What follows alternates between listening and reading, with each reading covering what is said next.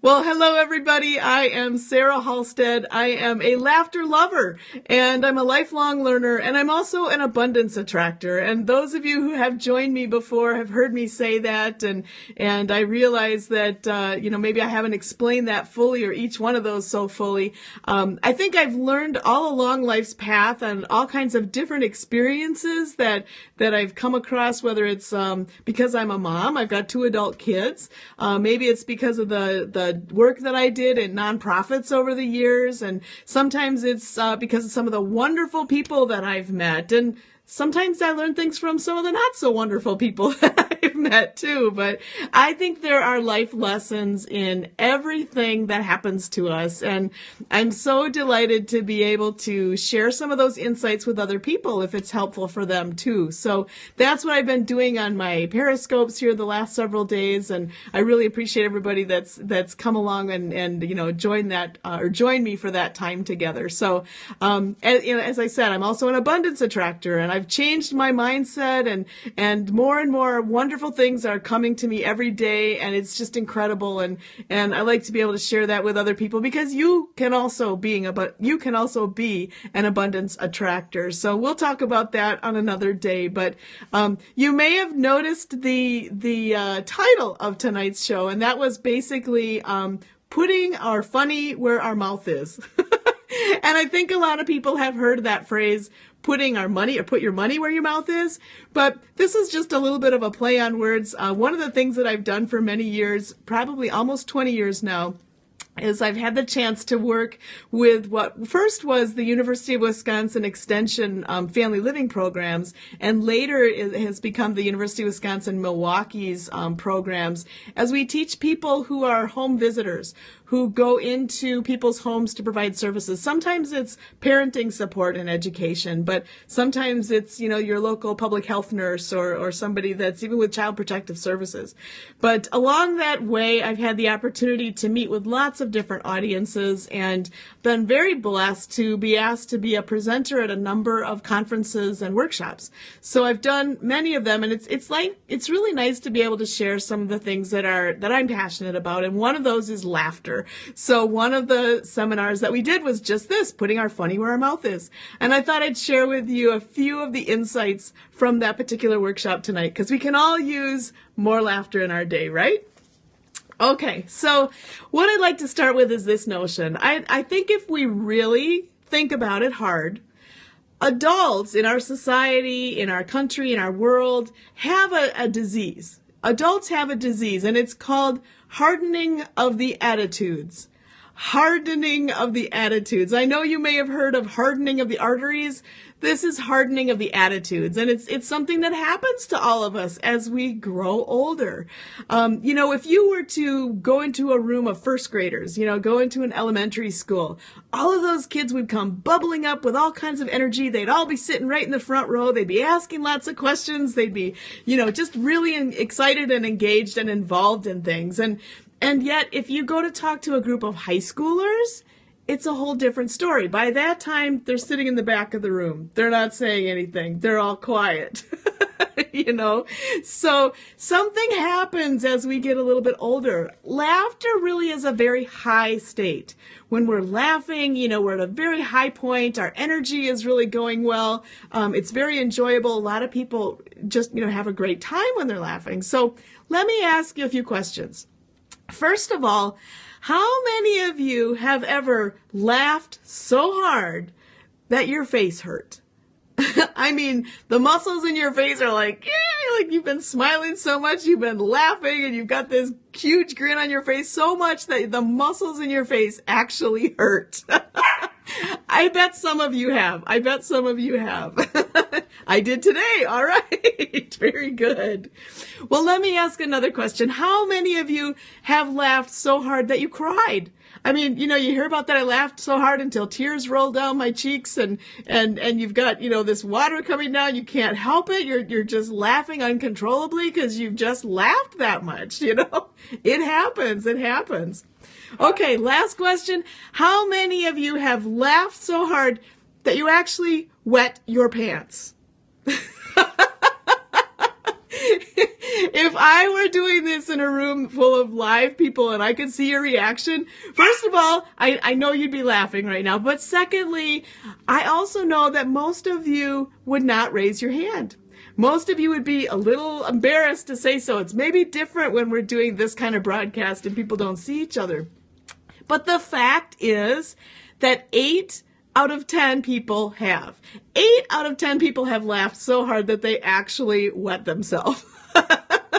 It's just the way it works, you know? But the reason that people didn't say that, the reason that people are afraid to speak up, is that at some point the cognitive function in our head gets in the way. And we don't allow ourselves, as adults, we don't allow ourselves to have fun and to let loose and to be able to be honest about certain things. You know, we start thinking about other people might see me, what will they think? I don't want them to know this. You know, so that's part of that hardening of the attitudes. Now, kids start off enjoying life, you know, but they change a little bit over time. And if you think about it, we have a lot to do with that. You know, I mean, young children are able to express themselves very freely. They're laughing. They may be crying. They're just very genuine, you know, kind of like my 2 dogs right next to me who are just enjoying a little rumble time. They're just like kids, so disregard the extra sound effects here. So young children are able to really freely express themselves, but the adults in their life are often telling them things as they grow up, like, you know, don't cry, you need to grow up.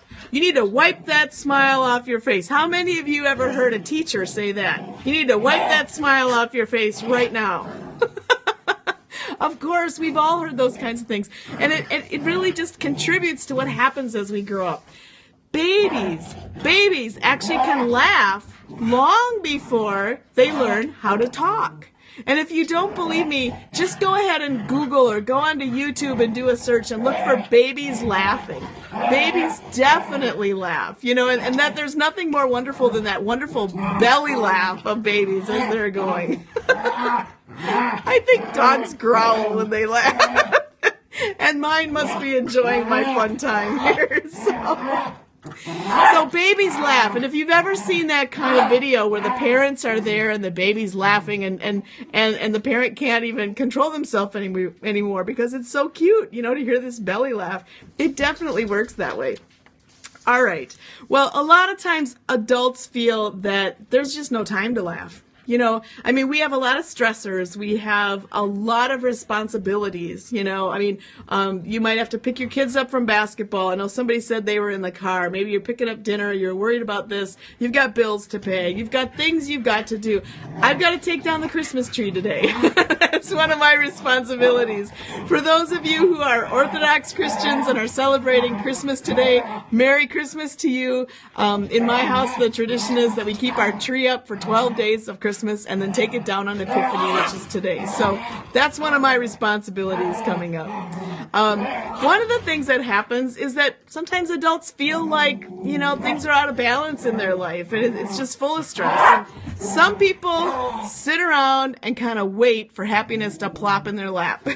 You know, it's like they think that somebody else is going to change it for them and is going to make them happy. And the truth is, the only person who can really make you happy, who can change things for yourself, is you. And we all have the power to do that. We all have that power. It doesn't take a lot of money. It doesn't take special therapy. It doesn't take, you know, any kind of special tool. Laughter is what can really make that difference for us. Laughter can. So we can all learn to harness the power of laughter and lighten up just a little bit. So here's a really quick and simple test that you can do, and we can find out what kind of mix of humor we have in the crowd here, the folks that are listening live and the ones that are going to be watching later on. Go ahead and join me in this because it's going to be pretty fun. See if you can find a piece of paper and a pencil or a pen. Just go ahead and grab one. I'm going to ask you to write something down. It's not hard, but it'll just take a moment, okay? So this is going to be pretty fun. We'll find out what kind of humor we have here in the room, okay? So everybody got that piece of paper and pen? Okay, excellent. So here's what I want you to do. I want you, on that piece of paper, I'd like you to draw a pig. Okay? Just draw a picture of a pig on your paper. You don't have to show it to anybody. You don't have to put it up on your refrigerator or anything. This is just artwork for you, but it's going to reveal some pretty neat things, and I want to make sure that you have that. So go ahead and draw that pig. And then when you're finished, go ahead and put your pen or your pencil down. Take a look at that pig. And now, what? Pig? Yes. Draw a pig. Okay. So now I want you to take a look at this pig, and I'm going to just tell you what this tells you about yourself and a little bit about the kind of humor that you have. So first of all, if the pig that you drew is on the top of the page, then the person who drew that is an optimist and a very positive person. If the pig that you drew is in the middle of the page, well, then that person is very realistic and factual. If the pig that you drew is on the bottom of the page, then the person that drew that is someone who's going through a few changes in their life. Now, take a look at where that pig is facing. If the pig is facing left, then the person is traditional, is friendly, and remembers birthdays and dates. Oh, we need people like that in our life, don't we? If the pig is facing straight on, if you're looking straight at that pig, then this person is direct, likes to play devil's advocate, and doesn't avoid issues. Very direct. Now, if the pig is facing right, then this person is innovative, is action-oriented, and is not date-oriented, okay? Now, take a look at the amount of detail on your pig, all right? If the pig is very detailed, okay, then the person is analytical, cautious, and suspicious. Okay? Now, if the pig has little detail, just simple, then the person is emotional, is bored by detail, and is a risk taker. It is fun, isn't it? Now, take a look at the feet. If you drew feet on your pig, okay? If the pig has 4 feet, the person is secure, is stubborn, and has firm beliefs. Okay? If the pig has less than 4 feet, has fewer than 4 feet, then that person is going through some major changes in their life. And this is kind of fun. Now, the larger the pig's ears, okay, the larger the pig's ears, the better listener the person is. Very interesting. And last but not least, the longer the pig's tail, the better the person's sex life. Now, when I do that with a group, everyone just breaks out into laughter. It's kind of fun. And now you guys can cheat. You can draw longer tails on your pig. But it is kind of fun to go through and do just a simple little exercise and see how people are different and how much fun they had with that. Okay, someone said I missed some and had big ears. That's okay. That's okay. If you would like to have a copy of that, I would be happy to share with you the little pig detail there is what it all means. Just send me an instant message. Either send me something on Twitter. My name on Twitter is capital S, capital H, ALSTD. Or if you can find me on Facebook, Sarah Halstead, you might find me on my Facebook page, which is Insights to a Better Life. You can send me a message on any of those places, or you can look on my YouTube channel, Sarah Halstead there, and you can send me a message. I'd be happy to send you the little pig thing. It's kind of fun to do if you are ever working with a group of people, or you just want to share it with coworkers. Sometimes sharing something funny is a wonderful way to introduce laughter into the workplace or into your life. So happy to be able to do that with you. So that's pretty fun. So what does laughter do with you? I just wanted to end off what laughter does for us because it has a lot of amazing benefits. I just want to share with you a few tips, some things that laughter does for us in our life. Laughter strengthens our immune systems. Laughter makes your cheeks sore. We talked about that a little bit earlier. Laughter enhances your cardiovascular flexibility. Excellent for health. Laughter helps you to think more clearly. If you want to learn something and you incorporate laughter into it, you're going to remember it longer. Laughter increases your intellectual performance and your information retention. Just what we were saying. It also replenishes your creative juices. Need to be creative, need to think about something, introduce some laughter into your life. It also destroys your conservative reputation. Someone's gonna catch you laughing. You just know it. And occasionally, laughter dampens your undergarment, as we talked about earlier. Laughter releases and transforms emotional pain. It's a wonderful way to deal with that kind of issue. It also develops abdominal muscles of steel. So, for all of you who had that New Year's resolution of getting in shape or losing weight, laughter is a great way to help with that. Laughter creates perspectives, and it reminds you of the bigger picture. I tend to be a bigger picture person, a bigger picture thinker. Maybe that's why I love laughter so much. Laughter helps you to experience a deep connection with other people. When you laugh together, you develop that bond. It also draws you into experiencing the present. It takes you away from worrying about the future, from dreading or thinking about the awful things of your past. Laughter forces you into the present. It can build morale in the workplace, so be sure to do some things that actually make it fun while you're at work. Laughter provides new perspectives to conflicts and problems. If we can laugh at ourselves, if we can laugh at what's going on, it's definitely going to make it better for us.